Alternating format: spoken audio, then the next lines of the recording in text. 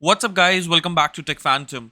And the Google Pixel 8 series is coming, and finally, we have almost everything about its display, camera modules, what you need to know about these smartphones.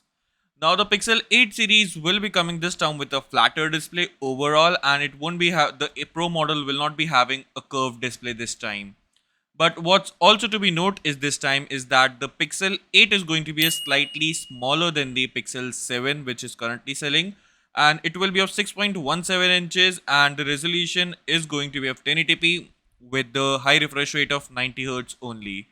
But what's going to be different in the Pixel 8 this time is that it will also be a slightly smaller with the 6.70 inch of overall display size, and the display will be supported this time in HDR content, and also the 120 Hz of flexible high refresh rate which can be adjusted from 5 Hz to 120 Hz. Now, both of these panels are going to be a OLED display produced by Samsung and BOE, so you don't have to consider about the display quality overall, and it's going to be a huge improvement. But talking about the processor of this phone, then it will be coming with the Google Tensor G3 processor with a 9 core CPU and a 10 core GPU, which is going to again be a massive improvement in the smartphone, as the Google Tensor G2 was indeed a processor which was a pretty dated one. Now, the battery capacity of this phone is going to be a 5000 milliamp battery, and you will not be getting charger as usual inside the box. And the storage options for this phone, Pixel 8 Pro, is going to be up to 12 gigs of RAM and half a terabyte of internal storage. The pricing of this Pixel 8 Pro is said to be around $900, a higher starting price.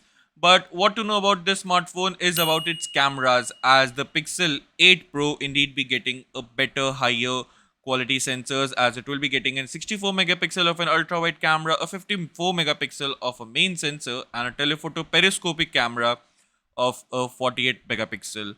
Now, this time around, the Pixel 8 Pro will also be getting an FIR thermometer and also the flash alongside it.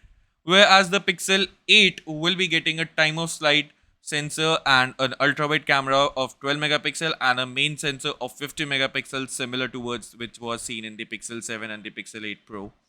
Now, it will be not be having a FIR thermometer sensor, so you can skip on that one for the Pixel 7.